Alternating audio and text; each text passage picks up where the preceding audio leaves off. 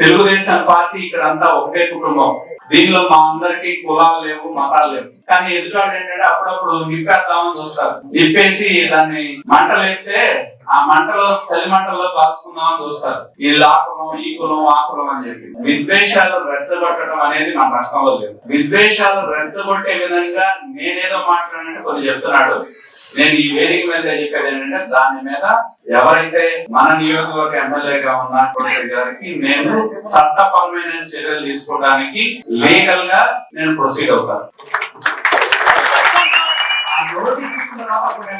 Media ముందుకు వచ్చి రాజకీయంగా చేయాలి కానీ కులాల పేరుతో ఏదేదో మాట్లాడి నా నోట్లో ఆయన పదాలు పెట్టి నేను అన్నట్టు నేను చెప్పా టికెట్ చేసుకుంటే మనం కూడా చెప్పా పోటీ చేసుకున్నా నాకు అభ్యంతరం లేకపోతే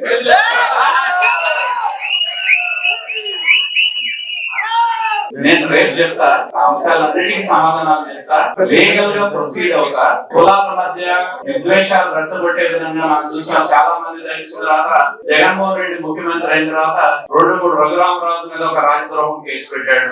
ఈనాడు ఫోటోగ్రాఫర్ వెళ్ళి ఫోటోలు తీస్తే అమరావతి ఉద్యమం అప్పుడు దేశద్రోహం నేరం పెట్టారు. కాబట్టి ఇటువంటి విద్వేషాలు రెచ్చగొడుతూ, కులపరమైన విద్వేషాలు రెచ్చగొడుతూ కులాల మధ్య చిచ్చు రేపే ప్రయత్నం ఏదైతే చేస్తా ఉన్నారో ఖచ్చితంగా ఆయనకి లీగల్ నోటీస్ ఇస్తా. చట్టపరమైన చర్యల కోసం నేను పోరాటం చేస్తా.